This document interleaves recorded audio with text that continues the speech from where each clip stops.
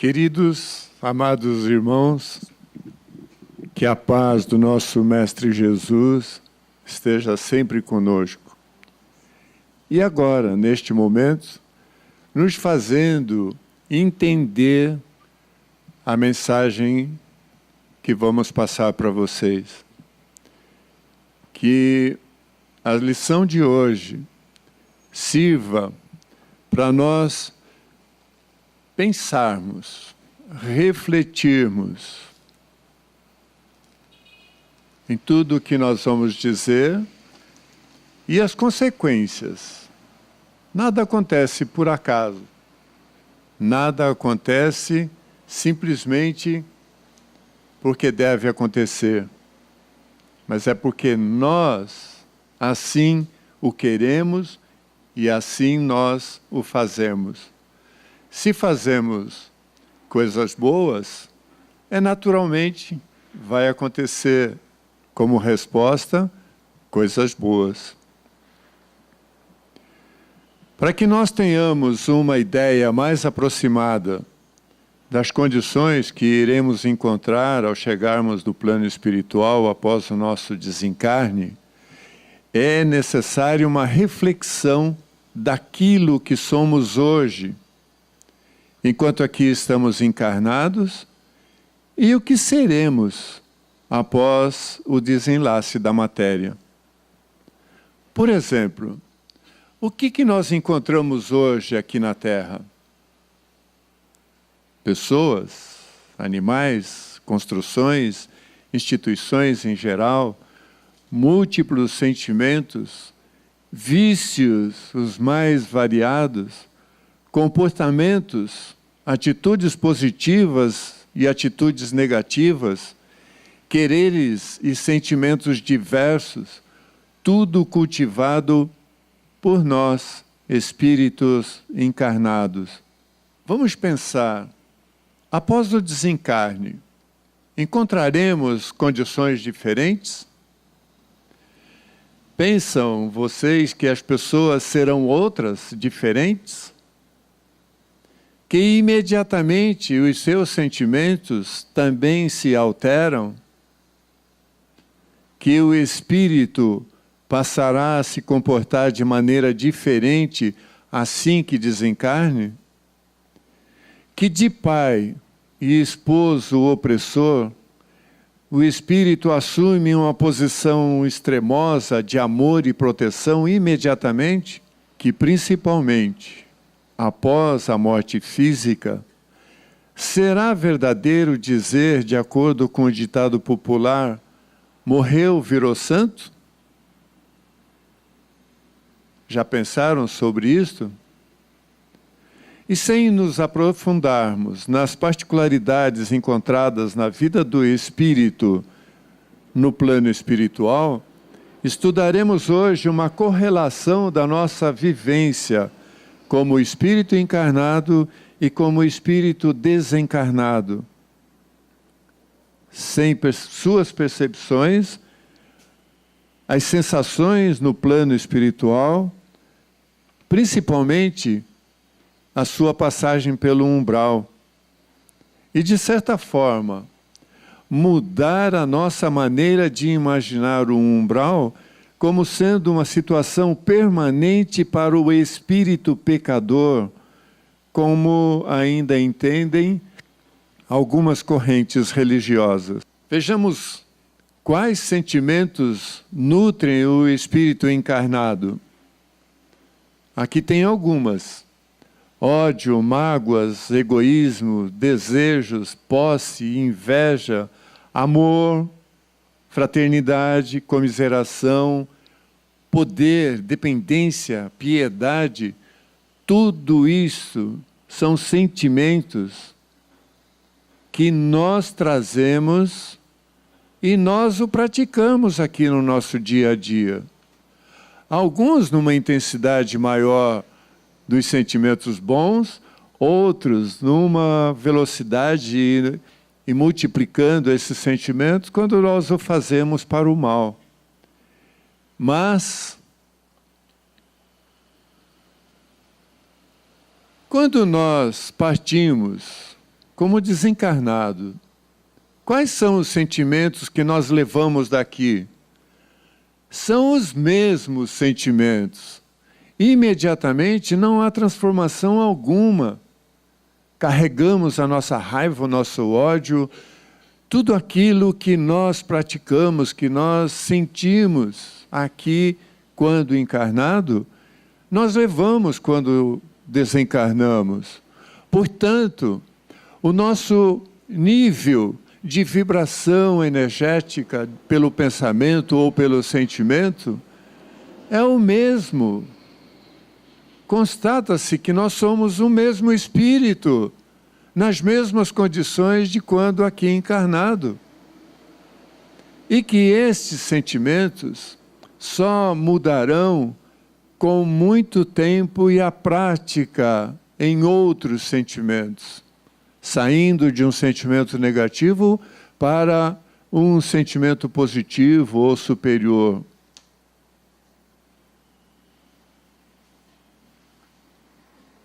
E ainda de acordo com a lei da afinidade, o espírito se aproxima e se associa de outro espírito ou outros espíritos nas atividades que lhe são afins, de acordo com a semelhança dos seus sentimentos, comportamentos, atitudes e necessidades comuns. Se nós estamos precisando de um equilíbrio espiritual, o mais normal é que nós nos dirijamos à casa espírita ou a um outro local onde nós temos a resposta que nós precisamos para aquele sentimento que nós estamos carregando naquele momento. Isto faz com que nós nos encontremos, nos aproximemos de acordo com as nossas necessidades, com os nossos sentimentos, fazendo com que estejamos sempre próximos daqueles que pensam ou fazem ou sentem algo igual ao que nós fazemos e sentimos também. Para entendermos os sentimentos e sofrimentos do espírito no plano espiritual, devemos entender um pouco do próprio perispírito, sua função junto ao espírito e ao corpo, e em seguida estudarmos as condições encontradas na região do umbral e a sua utilidade para o espírito, como uma porta de entrada aos planos espirituais superiores. Portanto, vamos entender um pouco do que é o perispírito. Partindo da premissa que a doutrina espírita nos oferece em O Livro dos Espíritos, temos que o perispírito é o laço que une o espírito à matéria do corpo, sendo tirado do meio ambiente, do fluido universal, e contém, ao mesmo tempo, eletricidade, fluido magnético e, até certo ponto, a matéria inerte. Poder-se-ia dizer que é a quintessência da matéria, o princípio da vida orgânica, mas não da vida intelectual, porque esta está no espírito. E, além disso, o agente das sensações externas, o perispírito. No corpo, essas sensações estão localizadas pelos órgãos que lhe servem de canal.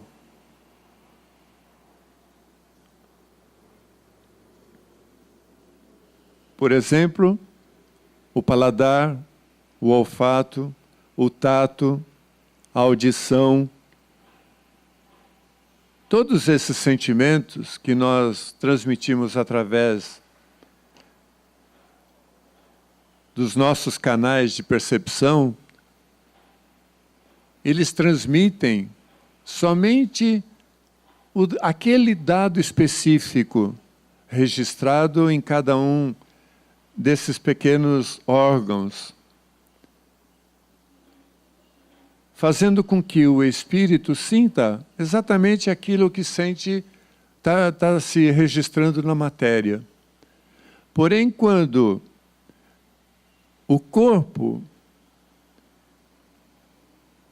é destruído através da morte, através do desencarne, as sensações ficam generalizadas. Isto quer dizer que o espírito percebe qualquer uma dessas sensações como se fosse um todo. Ele não tem um órgão específico separado, ele sente por todo o perispírito.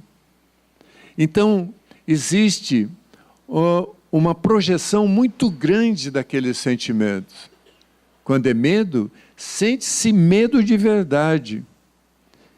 Quando ouvimos alguma coisa, nós ouvimos coisas distantes de nós, e esta retumba dentro do perispírito, chegando ao espírito como se fosse um batalhão ali, fazendo barulho.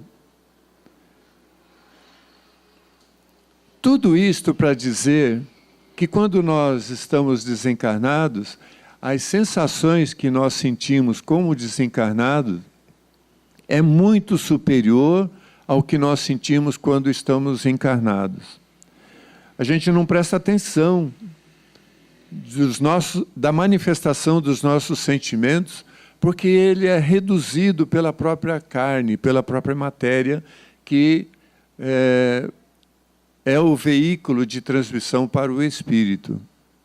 A partir do momento em que nós não temos mais esta situação, o espírito vive altamente perturbado com todas essas influências, principalmente as negativas.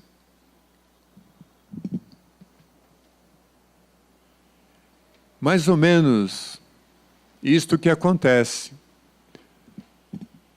O espírito transmite através do perispírito a ordem que o corpo deve executar.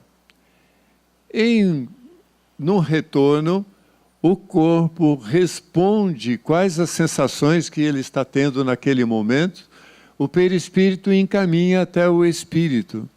Ele é o meio do caminho, o comunicador entre as duas partes.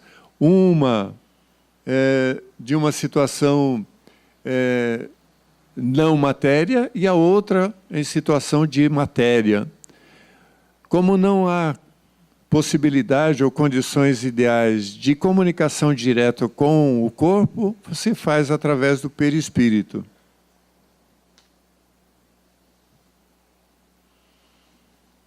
E aí nós entramos. A vida no umbral. Nós temos o significado de umbral. Ele é considerado como um muro. É a figura que se estabelece. Muro separa uma situação da outra. E como definição, nós podemos dizer, é a divisória vibracional entre o plano terrestre e o plano espiritual mais avançado. É uma espécie de peneira vibracional. Enquanto nós estivermos com aqueles sentimentos muito negativos, nós seremos impedidos de alçar voos mais altos.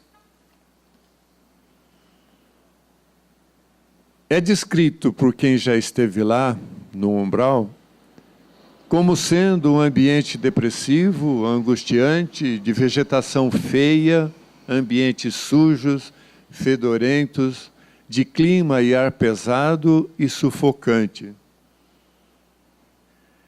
Para alguns espíritos, é uma região terrível e horripilante. Para outros, é o local onde optaram por viver. A vegetação varia de acordo com a região do umbral, muitas vezes constituída por pouca variedade de plantas, normalmente de baixa estatura, com troncos grossos e retorcidos, de poucas folhagens. O tempo e as condições climáticas do umbral seguem um ritmo equivalente ao local terrestre onde ele se encontra. Quando é noite sobre a cidade, é noite sobre a equivalência no umbral. A névoa densa que cobre essa atmosfera dificulta a penetração da luz solar e da lua. E a impressão que se tem é que todo dia é formado por um longo e sombrio fim da tarde. À noite não é possível ver as estrelas e a lua aparece com uma cor avermelhada entre grossas nuvens. Sua maior concentração populacional está junto às regiões mais populosas do globo. E encontramos cidades de todos os portes, grupos de nômades e espíritos solitários que habitam pântanos, florestas e abismos.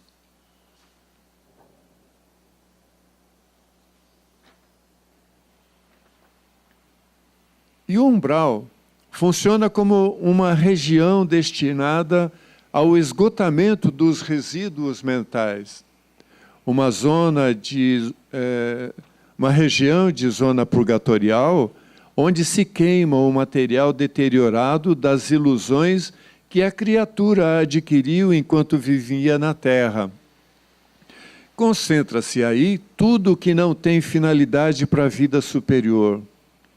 Vingança, ódio, inveja, rancor, raiva, orgulho, soberba, vaidade, ciúmes, etc.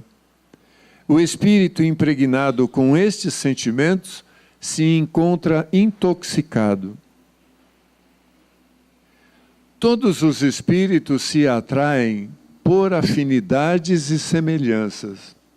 Isso acontece na terra dos encarnados e isso acontece no mundo espiritual. Porque essa propriedade é do espírito. Desta forma, todas as pessoas com sede de vingança e ódio acabam se atraindo para as localizações comuns do outro lado da vida. E é justamente o que ocorre no umbral.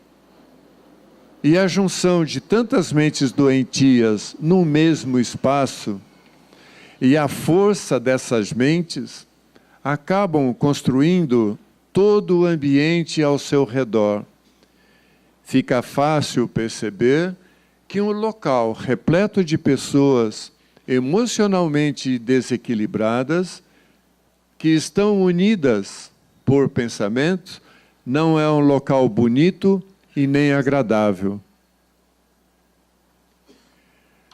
A publicação de Nosso Lar, ditado por André Luiz e psicografado por Chico Xavier, nos trouxe novas notícias sobre o umbral após os livros da codificação espírita, como o Livro dos Espíritos, o Livro dos Médiuns, o Evangelho segundo o Espiritismo, o Céu e o Inferno e a Gênese.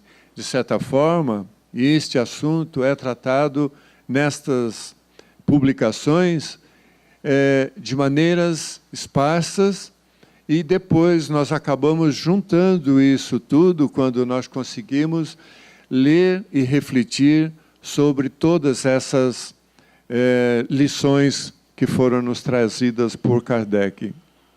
No umbral, também encontramos montanhas, vales, rios, grutas, cavernas, tudo igual à terra que nós conhecemos aqui, encarnado. Como os espíritos sempre se agrupam por finalidade, afinidade, ou seja, se unem de acordo com o seu nível vibracional, existem cidades habitadas por espíritos semelhantes, grupos que se juntam para usufruir de determinado espaço naquele ambiente. Algumas se apresentam mais organizadas e limpas do que outras.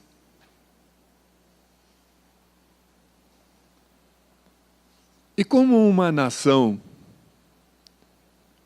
cada cidade tem seus próprios líderes, presidentes, imperadores, reis, governadores, mestres, chefes e etc. E não se enganem, estes são espíritos inteligentes, mas que usam a sua inteligência para a prática consciente do mal. São estudiosos da magia, conhecem muito bem a natureza e adoram o poder. Quase sempre odeiam o bem e os bons, que podem pôr em risco a sua posição de liderança. E nós já imediatamente começamos a perceber alguns grupos que nós temos aqui na Terra que têm estas características. E eles estão juntos sempre, eles não se separam. E aqui lembramos, esses líderes já têm conhecimentos avançados, mas que ainda não desenvolveram a ética, o moral e o amor para com as demais criaturas. Há grupos de pessoas nas cidades que trabalham para os chefes. Eles acreditam ter liberdade e muitas vezes gostam de servir o seu chefe na ansiedade pelo poder e pelo status entre os demais espíritos. Consideram-se livres, mas na verdade não o são. Ao menor erro ou na tentativa de fugir, são duramente punidos.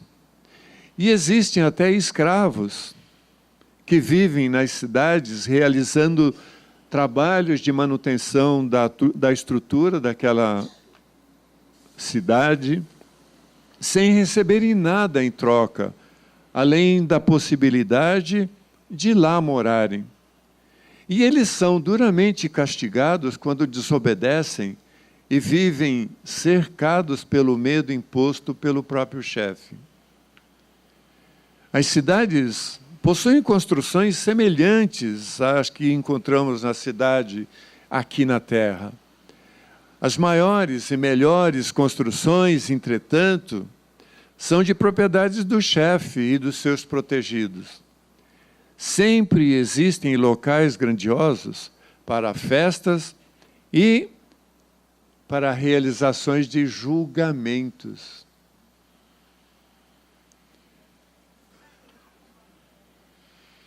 Em cada uma destas cidades existem leis próprias, estas especificadas pelos seus líderes. Lá também encontramos bibliotecas recheadas de livros dedicados a tudo de mal e negativos que se possa existir. Muitos livros publicados na Terra são encontrados lá, principalmente aqueles de conteúdos pornográficos.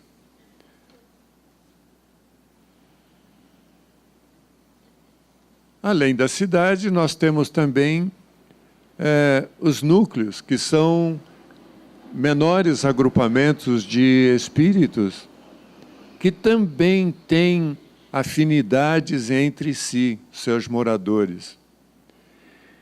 E um dos grupos, maiores grupos já conhecidos, são de suicidas.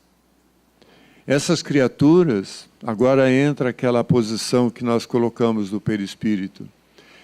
Essas criaturas, ao tirarem a própria existência, a própria vida aqui na Terra, elas mantêm um laço fluídico com aquele corpo, mesmo em decomposição. E eles estão lá no plano espiritual desesperados, porque eles imaginavam que estariam mortos. E ainda não estão. Não estão totalmente desligados da matéria. Então imaginem o perispírito retumbando esse sentimento, ele fica desequilibrado completamente, sem noção do que fazer. E eles são visitados por espíritos bons e por espíritos maus.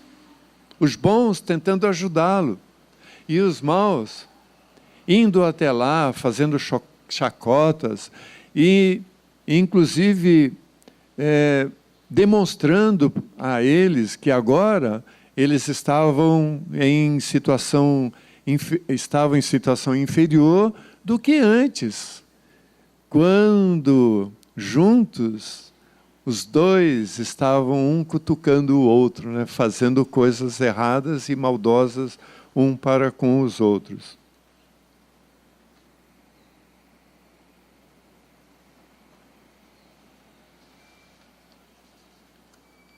E aí vem a coisa boa. Equipes de samaritanos são espíritos bons que vão até o umbral à procura daquelas criaturas que já acordaram para a realidade e pretendem mudar os seus sentimentos. Procuram ajudas. E os samaritanos assim o fazem. Trazem para os postos de socorro ou para as colônias onde eles recebem ajuda.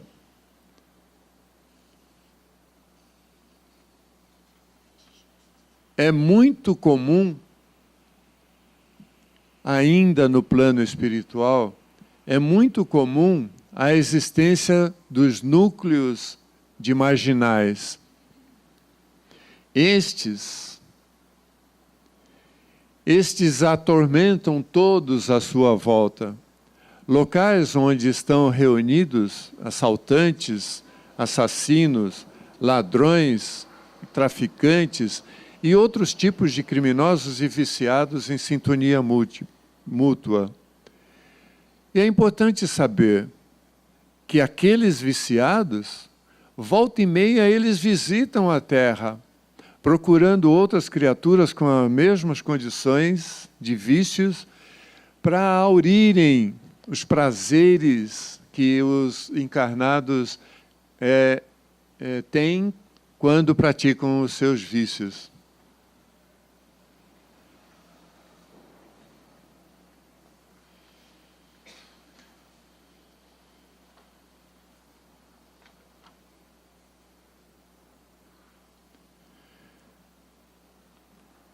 Como dissemos, no umbral nós temos os postos de socorro. Eles estão esparramados em todas as regiões sombrias do umbral. E esses locais de ajuda, semelhante a complexos hospitalares, são normalmente vinculados a colônias de nível superior. Prestam socorro imediatamente e depois levam essas criaturas para outro local com melhores condições de atendimento, longe do umbral com todas aquelas energias negativas. Possuem uma grande dimensão e se assemelham a pequena cidade no meio do umbral. Vistos à distância, são pontos de luz e de beleza no meio da paisagem triste, escura e fria, que compõe as paisagens naturais do umbral. Estão localizadas, importante, num mundo invisível, exatamente no mesmo local onde estão hospitais, cemitérios, sanatórios, presídios, igrejas, centros espíritas, etc. Entre outros locais onde também se pratica o amor, a caridade, presente no coração de todos aqueles que compõem aquela comunidade. Os postos de socorro também são alvo desses espíritos maldosos que desejam continuar mantendo o controle e o poder sobre as pessoas que moram na região do umbral. Quando o espírito é ajudado, desperta para a necessidade de melhorar, crescer e evoluir. Ele é levado para a colônia onde continuará o seu tratamento e passará o seu tempo estudando e realizando tarefas úteis para o seu próximo. Mas, se em determinado momento, diante do tratamento, esse espírito lembrasse novamente dos sentimentos de ódio, de raiva e etc., ele imediatamente é levado de volta por estes sentimentos àquela região onde estava no momento de ser socorrido pelos amigos espirituais. Isto é permitido porque nós ainda continuamos com o nosso livre-arbítrio. Nós fazemos aquilo que nós queremos, que nós gostamos. E Deus o permite até certo ponto. Então, esses espíritos retornam e continuam naquele local que ele vivia antes de ser socorrido. Uma coisa ainda temos que dizer: ninguém vai para o umbral por castigo. Poderia até dizer por merecimento dos seus sentimentos, das suas condutas, daquilo que ele pratica o tempo todo. Por castigo, ele não vai para o umbral. O espírito estará sempre no melhor lugar que melhor se adapte à sua vibração espiritual. Quando o espírito deseja melhorar, sempre existe quem o ajude. Todos que sofrem no umbral um dia são resgatados por espíritos do bem e levados para os postos de socorro, oferecendo condições para que melhorem e então possam viver em planos de vibrações superior.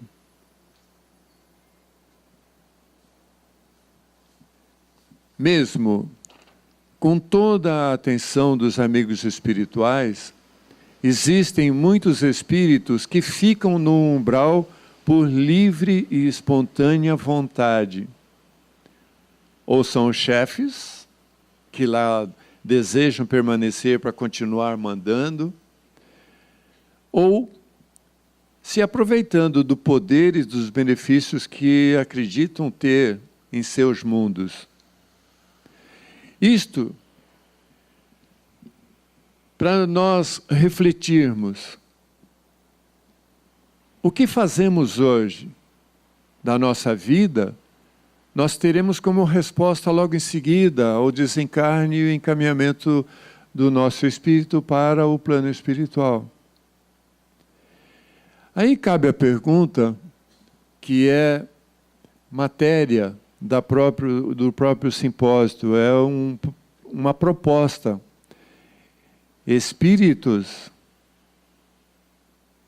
Espírita, o que nós espíritas estamos fazendo de preparo para a nossa vida posterior?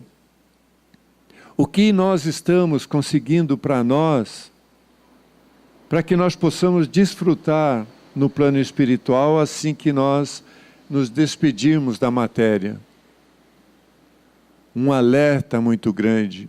Façamos um exame dos sentimentos que nós carregamos, para que nós tenhamos ideia, aproximada pelo menos, daquilo que nós vamos sentir e sofrer no plano espiritual. Este alerta foi passado para nós por um rapaz que é dependente de drogas e que depois de um tratamento prolongado, ele retornou para sua casa. E imediatamente ele começou a pintar quadros. E imagine o tipo de tela que ele pintou. Esta é a imagem que permanece na mente dele, naqueles momentos fugidios, na manifestação da própria droga. Não é isto que nós queremos para nós. Não é isto que nós desejamos para os demais. E nós estamos fazendo o que para melhorarmos esta situação no nosso futuro? Pensem, a resposta deve ser dada para você mesmo. O que nós plantamos aqui nós colhemos lá. Tudo de bom e tudo de ruim também. Que o Pai, grandioso Pai, possa nos abençoar a cada dia e que Jesus nos indique o caminho melhor a seguir e que nós tenhamos a consciência de decidir o que de melhor é para nós. Que a paz continue com todos. Que Jesus os abençoe.